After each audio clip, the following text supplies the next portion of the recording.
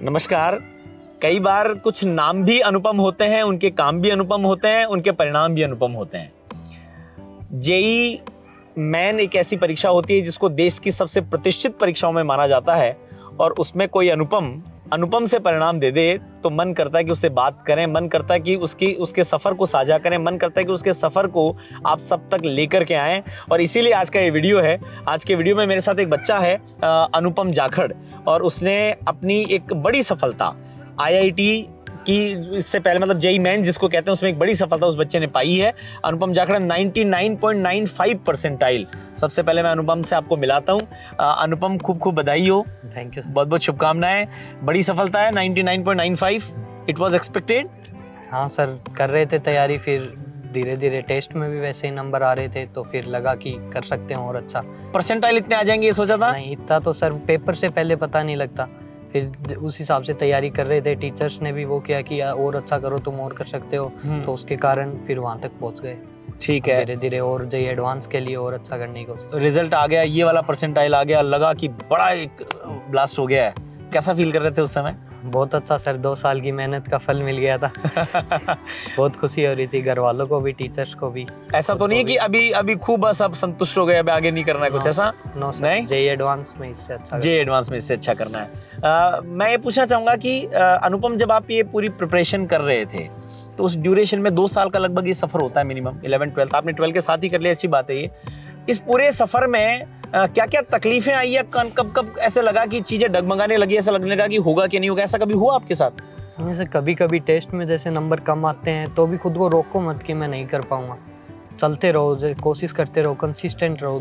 कोई दिन कम पढ़ाई हो रही है तो भी कोशिश करो कि टाइम निकालो आप पढ़ने के लिए। ओके। रुको मत कि यार नहीं होगा, क्या होगा, ज़्यादा सोचो मत, उसके कारण फिर ज़्यादा ओवर थिंकिंग करने लग जाते हैं। कोई पर्टिकुलर, जैसे ये सफर शुरू होने के पहले यानी 11-12 के पहले कुछ हॉबीज रही हैं? खेलना कूदना या कुछ सिंगिंग ऐसा होते बच्चों नहीं, को? वैसे नहीं सर, ओवरऑल सब कर लेते थे। अच्छा। ऐसे कोई पर्टिकुलर। लेकिन इन 2 सालों में सब रोक दिया? हाँ, इन 2 साल में कुछ नहीं किया। कुछ नहीं किया, सिर्फ पढ़ाई। कितनी देर पढ़ाई करते थे? लगभग कोचिंग के अलावा 6-7 घंटे। 6-7 घंटे। और तो इसका मतलब ये हुआ कि कोचिंग आ जाओ, 6-7 घंटे पढ़ लो, फिर सो लो, हाँ, या अपने बाकी का जो नहाना धोना वाला काम हो वो सब कर लो। मतलब खूब मुश्किल सफर रहा, लेकिन अल्टीमेटली वहां पहुंच गए जहां पहुंचना चाहिए था। फैमिली कैसा फील कर रही है? सब बहुत खुश हैं सर। मम्मी पापा का क्या रिएक्शन है? सब बहुत खुश थे। क्या करते हैं मम्मी पापा? मेरे जो पापा हैं वो दिल्ली पुलिस में, और Okay. मम्मी जो हैं वो अध्यापिका। अरे वाह, तो दोनों ही शिक्षा से जुड़े हुए लोग हैं।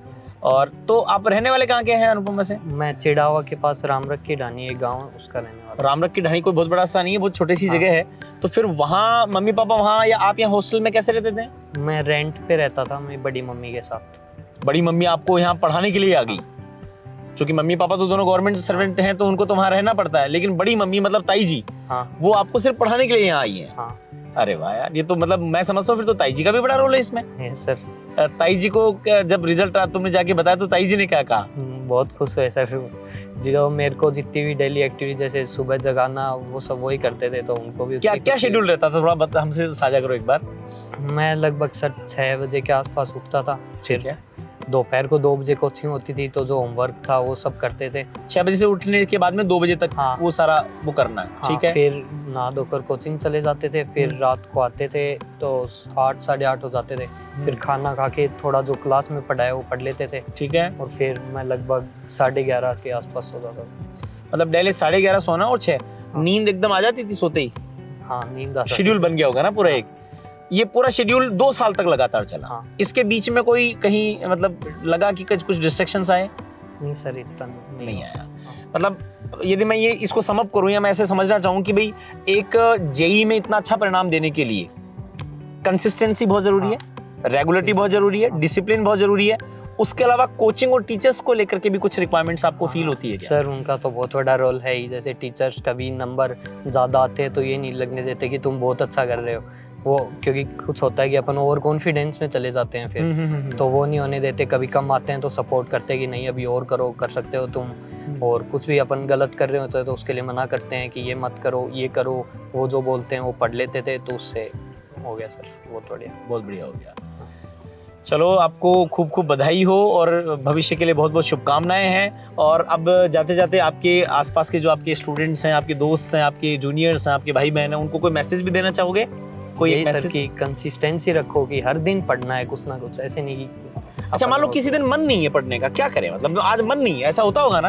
मन तो सर करना पड़ता है, अगर अच्छी रैंक लानी है तो ठीक तो बात मन है। बनाना पड़ता है सर खुद। मतलब बिल्कुल नहीं पढ़ोगे तो फिर अगले दिन भी पढ़ने में वापस वो होगा कि यार वापस पढ़ाई चालू कर रहे हैं, तो फिर वो हर दिन तो एक इसलिए चाहे मन नहीं है तो भी पढ़ो बस। 1 घंटे तो पढ़ ही लो कि एक बार वापस पूरा क्लास जो में जो पढ़ा है वो तो वापस पढ़ ही लो एक बार। तो उससे रिवीजन एक बार हो जाएगा तो हाँ। ये नहीं लगेगा कि यार कुछ छूट रहा है। हाँ। बहुत अच्छी बात अनुपम ने बताई। इसने कहा कि बाकी चीजें हो ना हो, कंसिस्टेंसी यदि आपकी है तो फिर इतने बड़े एग्जाम को पार करने में आपको कोई रोक नहीं सकता। हमने देखा कि अनुपम बहुत ही मतलब खुशमिजाज सा, बड़ा मासूम सा बच्चा है, लेकिन 2 साल से बिना रुके मैं आज अभी जब हम लोग इस इंटरव्यू के लिए बैठे उससे पहले मेरी अनुपम से बात हो रही थी, तो मैंने कहा अनुपम यार बिल्कुल एकदम अच्छे भले लग रहे हो। तो इसने कहा सर क्या अच्छे भले लग रहे हैं, 2 साल हो गए कुर्सी पे बैठे थे, टेबल पे बैठे थे, उसके बाद में उठना ही नहीं हुआ। बस ताई जी खाना बना के खिला देती थी, मैं खा लेता था। लेकिन मैं जानता हूँ कि वो जो समर्पण था, वो जो संकल्प था, उसने आज अनुपम को इतना बड़ा स्टार बनाया, इतना बड़ी सफलता इसको दिलवाई है। अब अनुपम के सामने फलक है, जैसे चाहे अपने जीवन को जिए, लेकिन ये जो 2 साल 11वीं 12वीं उसके पहले के 2 साल ये महत्वपूर्ण है। ये बच्चों ने यदि अपने संयोजित कर लिए तो आगे के 40 साल उनके ठीक हो जाएंगे। फिर से आप सबको बहुत बहुत बधाई, इतने बड़े परिणाम। और ये परिणाम इस बात को भी व्यक्त करते हैं कि मैट्रिक्स ने इस बार 100 परसेंटाइल के साथ साथ में लगातार नीचे तक बिना किसी गैप के बड़े परिणाम दिए। आपको बधाई देता हूँ, शुभकामनाएं देता हूँ और कामना करता हूँ कि हम इसी भांति से सीकर को गौरवान्वित करते रहेंगे। बहुत बहुत धन्यवाद।